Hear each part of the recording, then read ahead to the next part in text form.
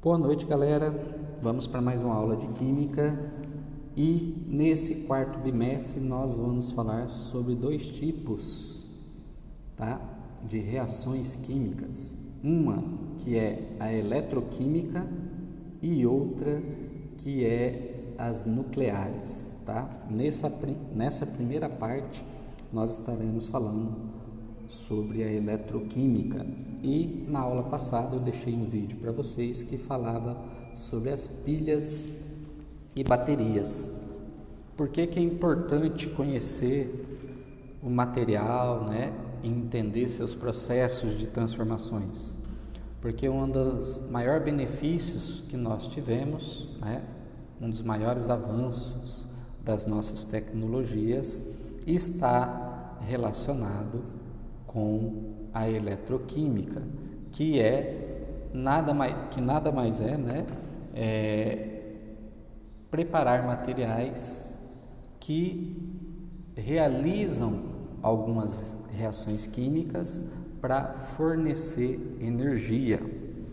E aí o principal que nós vimos na aula passada é a pilha e a bateria. Então muitos equipamentos eletrônicos, né, que traz certo conforto para o nosso dia a dia, é necessário utilizar uma pilha ou uma bateria. Vamos pegar o celular, por exemplo, né? O celular ele precisa de uma bateria, tá?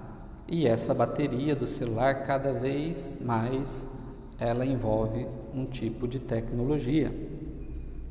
Então nós temos aí os celulares tops de linha, né, que tem uma capacidade de duração maior, né, com a bateria de 5.000 mAh, e que você consegue utilizar o celular com muita frequência, seja assistindo vídeos, jogos, né, fazendo ligação e outras coisas do seu dia a dia, que é corriqueira, e ele permanece ainda com carga, né, pelo menos para 12 ou até 24 horas, tá?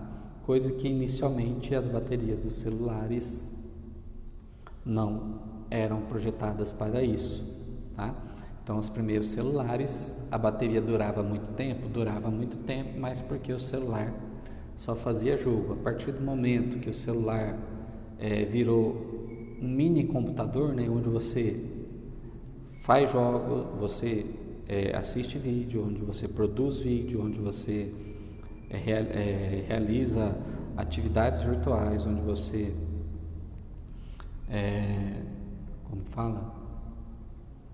produz algum material com ele, né, e até faz ligação.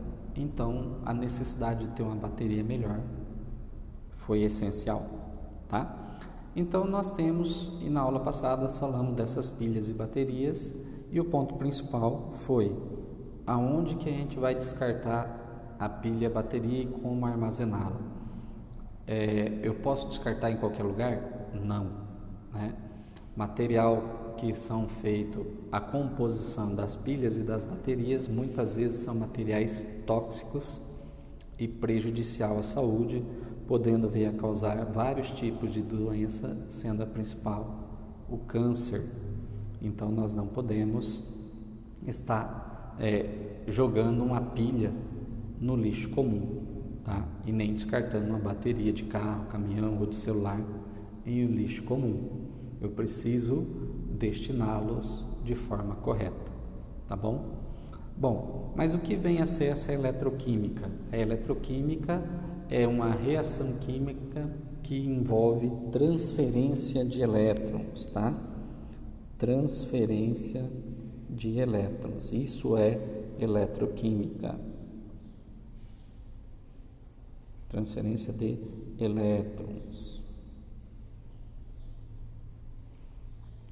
Se um elemento vai transferir elétrons, significa que alguém vai doar e alguém vai receber elétrons, tá? Numa transferência de elétrons, quando a gente fala transferir, eu estou transferindo de um lugar para o outro, ou seja, está saindo de um e o outro está recebendo, tá? Então, da onde sai é chamado oxidação.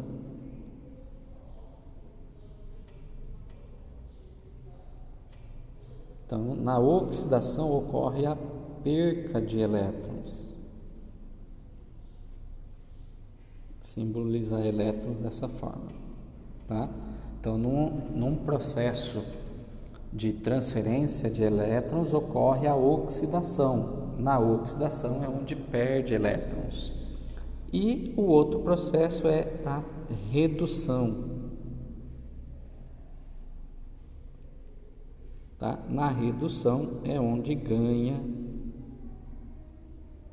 elétrons. Tá? Então, transformação que envolve transferência de elétrons nada mais é que uma reação de oxirredução. Oxirredução porque está sofrendo oxidação e redução ao mesmo tempo. Ou seja, um elemento ele está perdendo elétron e o outro ele está ganhando elétron, tá? Aí nós vamos fazer uma recordação. Todo elemento, vamos pegar aqui o átomo do hidrogênio, que é o mais simples possível, tá? O átomo do hidrogênio, ele tem um próton, que é uma carga positiva, e um elétron, que é uma carga negativa.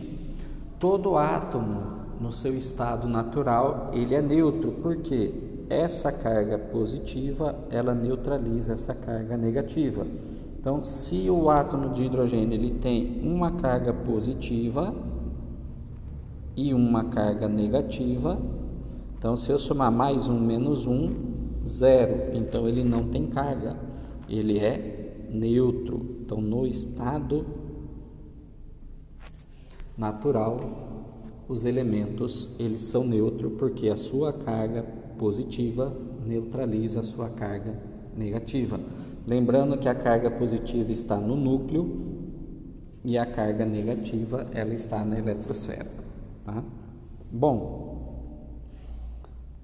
no caso do hidrogênio aqui, vamos supor que esse hidrogênio, tá? Ele perca esse único elétron que ele tem. Então, o que aconteceu com esse hidrogênio? Tá? Ele só tem a carga positiva. Ele perdeu o hidrogênio, tá? Então, ele só ficou com uma carga positiva. Ele se transformou no íon. Íon com carga positiva é chamado de cátion. Tá? Então, uma vez que ele perdeu o elétron, ele se transformou no cátion do hidrogênio, um íon com carga positiva. Ou seja, se ele perdeu elétrons, ele sofreu oxidação. Quem sofre oxidação e perde elétrons, ele fica com carga positiva. Tá? Bom, vamos verificar então o contrário, tá? Se o hidrogênio ele, ao invés de perder elétron, ele ganhasse elétron, tá? Então vamos dizer que ele já tinha esse elétron aqui, ele ganhou mais um elétron. O que aconteceu aqui então? Então, nesse caso agora, ele tem uma carga positiva e duas cargas negativas. Então, a carga dele é menos 1. Ele tem uma carga negativa sobrando, tá? Então, ele também é um íon, porque ele recebeu um elétron, só que o íon que recebe elétron e fica com carga negativa é chamada de ânion. Então, ele é o ânion do hidrogênio. Com carga negativa, se ele recebe elétron, ele sofreu redução. Por que eu estou falando isso? Porque agora nós temos que nos atentar, tá? Porque quando eu falar para você que o elemento perdeu elétrons, o sinal dele vai ser positivo, a carga dele vai ser positiva. Quando eu falar que o elemento ganhou elétrons, o sinal dele vai ser negativo, ou seja, a carga vai ser negativa, porque o elétron ele tem carga negativa, tá? Então a palavra perder não é que nem na matemática eu vou ter que subtrair, não, tá? A palavra perder está falando que está sendo retirado um elétron, então a carga do elemento passa a ser uma carga positiva. E quando eu falo que está ganhando elétron, eu não estou somando, tá? Eu estou aumentando o número de carga negativa, então o seu sinal vai ser negativo.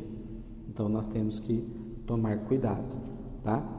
Mas como é que eu vou saber tudo isso? Bom, para saber tudo isso existe uma regra de número de oxidação, tá? Cada elemento, alguns elementos possuem número de oxidação fixos, outros não possuem fixo, eles são variáveis, tá? E aí tem umas regras que eu vou disponibilizar para vocês como material de apoio sobre as regras do número de oxidação.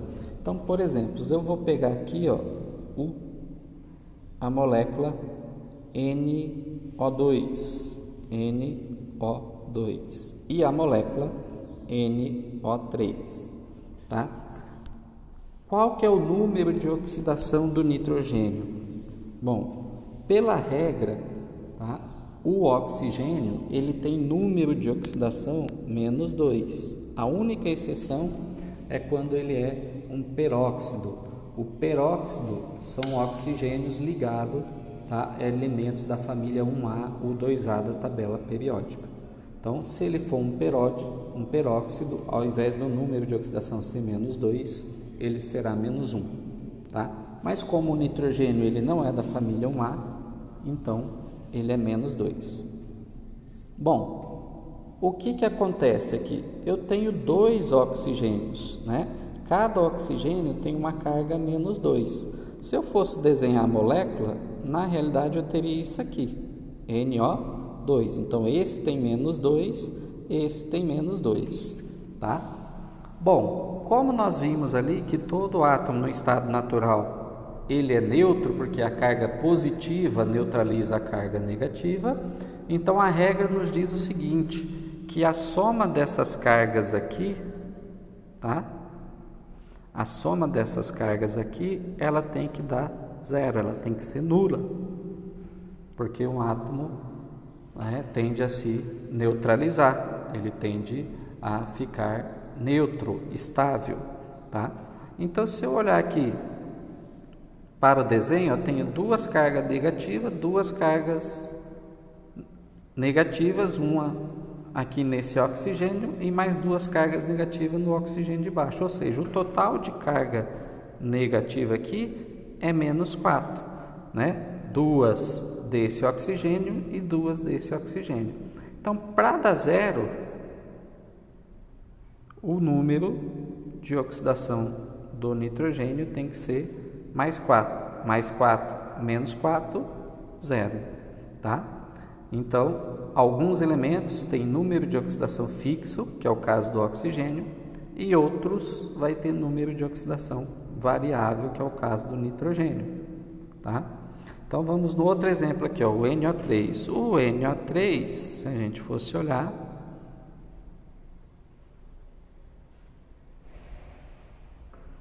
tá? Então, um total de carga negativa seria -6. -2 desse, mais -2 desse, e -2 desse daria -6. Então, o número de oxidação desse nitrogênio seria +6, porque +6 menos 6 é 0, tá? Então a regra diz o seguinte, que a soma das cargas sempre tem que dar zero. Então esse nitrogênio aqui, ele vale mais 6. O nitrogênio menos 2. Aqui mais 4 e o hidrogênio menos 2.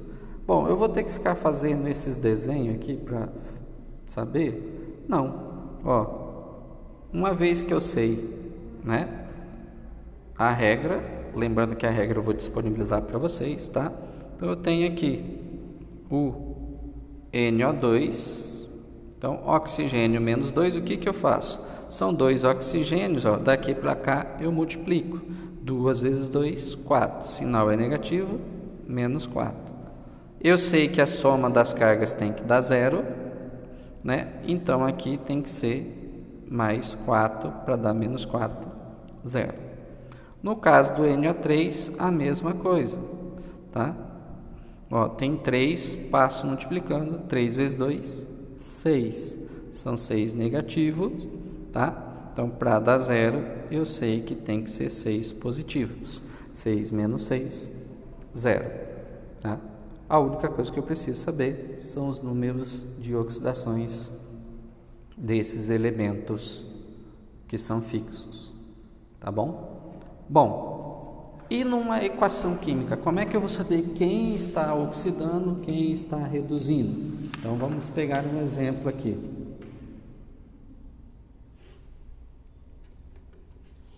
Eu tenho aqui o Fe mais Cl2 formando FeCl3. Como é que eu sei que essa reação é uma reação que envolve transferência de elétron, ou seja, é uma reação de oxirredução, tá? Eu vou verificar o número de oxidação de cada elemento. Então, por exemplo, vou pegar o ferro. O ferro, tá? Ele está no estado sólido, ele é uma substância simples. O que é uma substância simples? São substâncias que é formada por apenas um átomo. Então, Fe só tem um átomo de Fe. Então, número de oxidação é zero. O gás cloro, a mesma situação. Também é uma substância simples. Porque só é formado por Cl. Eu tenho 2 átomos de Cl, mas só existe Cl, tá? Então, no caso do cloro, também é uma substância simples, seu número de oxidação é zero. Agora aqui, o cloro, ele pertence à família 7A da tabela periódica e todos os elementos da família 7A possuem carga menos 1, todos. Aí o que nós falamos? Ó, são 3, né? Vou multiplicar, então são menos 3. Para neutralizar 3 cargas negativas, eu tenho que ter 3 positivas. Mais 3 menos 3, 0. Lembra que a soma dessas cargas, pela regra, sempre tem que dar zero. Ou seja, agora eu vou avaliar, ó, o ferro, tá?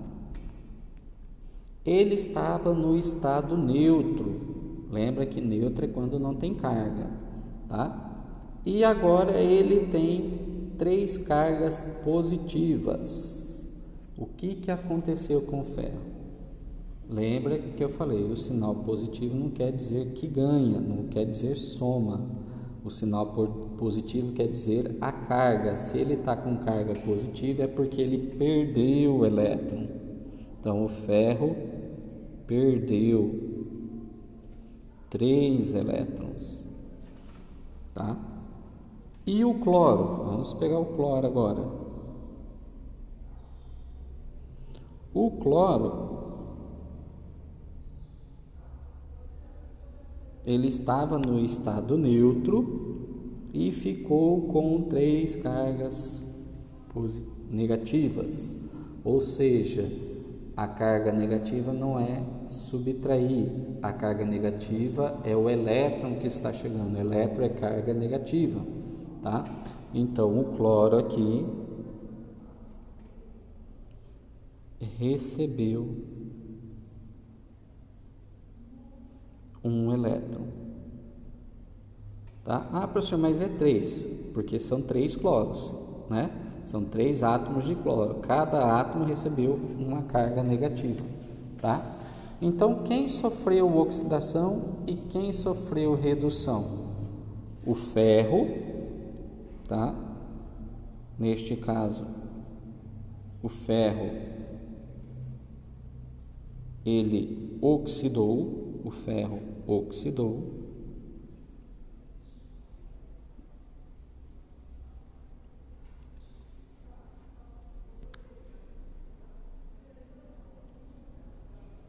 Tá?